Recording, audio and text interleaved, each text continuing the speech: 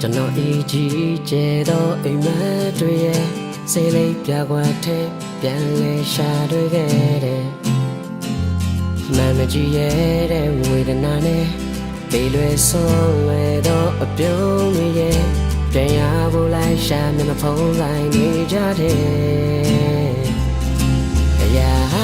လုံးနဲ့ဝေသထဝေလာတဲ့ချစ်ချင်းတရားတို့ရဲ့ဗမ်းများမှနေလေကဘာကြီးတွန်းနေရောအာနာရဲ့သင်လေးငါခန္ဓာအတွက်ပူလေးလိုက်ရတယ်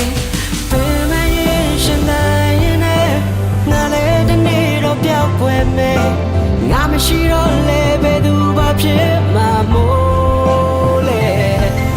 ငါတော့သွားတဲ့ခံမှုရမယ်လူတွေရဲ့တော့ကမြည်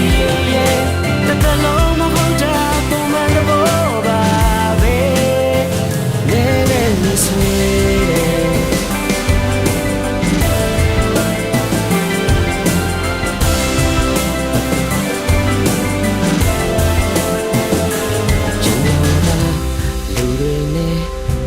ပြည်တဲ့တော်မှန်ကိုသိပါတယ်အိမ်ကခွေးလေးနဲ့အနေနေတာကြားလို့ဖြစ်မယ်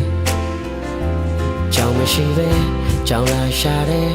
လူတွေနဲ့ဆုံတွေ့ချိန်တိုင်းလေ